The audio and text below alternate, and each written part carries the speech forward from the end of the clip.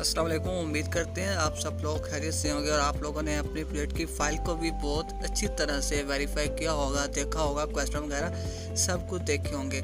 आज हम आपके सामने एक वीडियो लेकर आए हैं जो आपकी फाइनल ईयर प्रोजेक्ट की assignment number 1 SRS software requirement specification है। इसका आइडिया सोल्यूशन है कि आपने इसको किस तरह से बनाना है और कौन सी चीज़ पर आप क्या होगा। फर्स्ट ऑफ ऑल आपने अपने प्रोजेक्ट का नेम लिखना होता है। यहाँ पर lost and found mobile app की जगह पर यहाँ पे आप अपने प्रोजेक्ट का नेम, ग्रुप की आईडी और साथ अपनी आईडी होगी, साथ ही आपके इंस्ट्रक्टर का नेम होगा जहाँ मैंने सर्कल लिखा हुआ है, आइडिया सोल्यूशन है। इसके बाद जो सी डेट को आप अपना एसएस सबमिट करवाएंगे यहाँ पर उस डेट मेंशन की जाएगी। यहाँ पर अपने प्रोजेक्ट के बारे में आप इन्फो आपने टाइप करनी होती है। जस्ट लास्ट पे आपने अपनी वीयू की आईडी मेंशन करनी है। इसके बेसिकली 6 स्टेप होते हैं। फर्स्ट इसका स्कोप होता है, सेकंड फंक्शन रिक्वायरमेंट होती है, नॉन फंक्शन है, थर्ड यूज केस है, फॉर यूज सिनेरियो है, फॉर अडॉप्ट मेथोडोलॉजी है, लास्ट पे आपका प्रोजेक्ट प्लान होता है। एसएस आइए स्टार्ट करते हैं।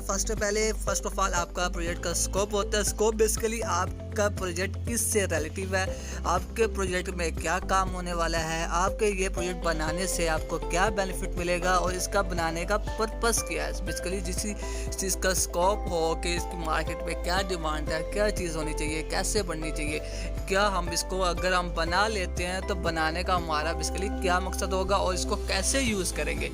बेसिकली यहाँ पे जैसे कि सिंपल वे में कहते हैं हमने इसकी तारीफ करनी है, इसका स्कोप यहाँ पर अपने माइंड से आपने टाइप करना है। फंक्शन रिक्वायरमेंट जो आपके प्रोजेक्ट के प्रपोजल के अंदर होती है, प्रोजेक्ट की आप जो फाइल होती है उसको डाउनलोड करें, उसके अंदर जो फंक्शन रिक्वायरमेंट होती है उसको आपने सेम एग्जैक्ट कॉपी करके पेस्ट कर देना है। जस्ट फंक्शन रिक्वायरमेंट वही होती है।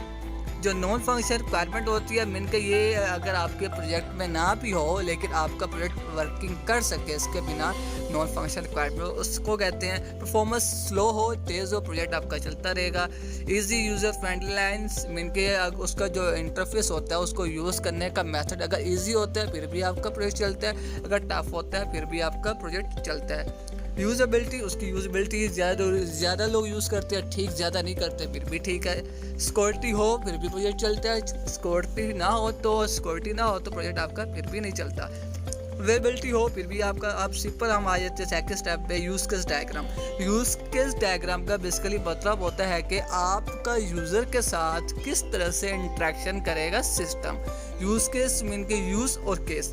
यूज़र जो हम होते हैं इसको एक्टर कहते हैं, जो अंडर ओवल साइन के अंदर इसके रिलेशनशिप होते हैं, ये इसकी वर्किंग होती है जो ये सिस्टम के साथ कर रहा होता है। इस तरह से आपने ये सॉफ्टवेयर आपने यूज़ केस डायग्राम आप MS विजियो और UML और Draw.io पे ये 3 सॉफ्टवेयर हैं, कोई भी सॉफ्टवेयर यूज़ करके अपनी डायग्राम बना सकते हैं। इसके बाद आपका यूजेस सिनेरियो होता है, इसके बारे में कौन सा फंक्शन है। जैसे कि फर्स्ट ऑफ ऑल देखते हैं कि inventory of lost and found, इसके बारे में सबसे पहले बताया जाएगा। U181 दी है inventory of user required login to use this application, user application with this account. Precondition वो होती है जो जैसे कि हमारे पास लॉगिन सिस्टम होता है, लॉगिन से पहले क्या कहेंगे, वो कहेगा ऐड योर पासवर्ड दो, देन हम लॉगिन करेंगे। प्री ऐड योर पासवर्ड देंगे रजिस्टर करने के लिए। पोस्ट क्या होगा, जब रजिस्टर कर हो जाएगा तो यूज़र नेम और पासवर्ड देंगे तो हमारी कंडीशन पोस्ट पे चली जाती है, हमारी एप्लीकेशन रन हो जाती है।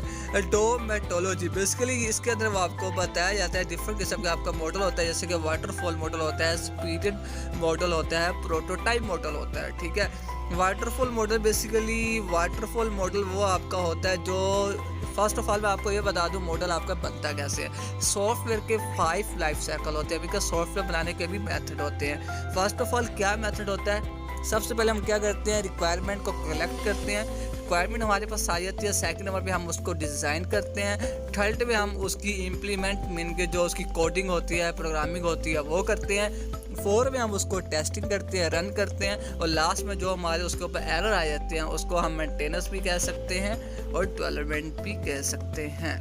उसको हम बेसिकली यूज़ केस स्पीडियम मॉडल के बारे में आपने अगर आप अपनी तरफ से ये चीज़ ऐड करना चाहें तो कर सकते हैं, अगर नहीं करना चाह रहे तो नो इशू।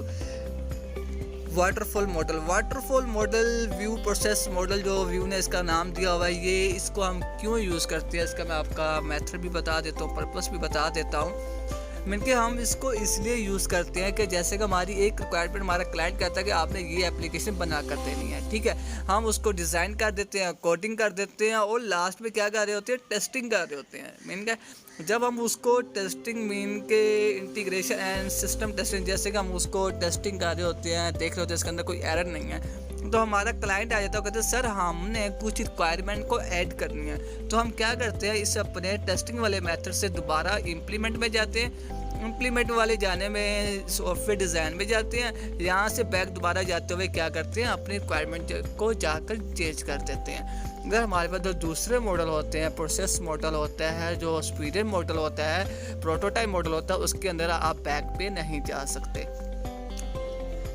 और लास्ट में आपका प्रोजेक्ट प्लान होता है। इनका ये प्रोजेक्ट प्लान बेसिकली आपके जो 4 फेस होते हैं, as design, test and final reviewable, कब स्टार्ट होगा और कौन सी डेट को क्लोजिंग होगी, इसके लिए आप एमएस सॉफ्टवेयर होता है, एमएस प्रोजेक्ट के नाम से, वो भी यूज़ कर सकते हैं। और आप इसको अपने वर्ल्ड, जो एमएस वर्ल्ड होता है, उसके अंदर भी आप ये ग्राफ इजीली बना सकते हैं। और कोई भी आपको इन्फॉर्मेशन चाहिए हो, पोस्ट पे, चैनल पे मेरा लिंक अवेलेबल है, लिंक भी है, कॉन्टैक्ट नंबर भी है, आप उससे फ्री ऑफ कॉस्ट हेल्प ले सकते हैं, मैं आपको गाइड कर दूँगा। Thank you.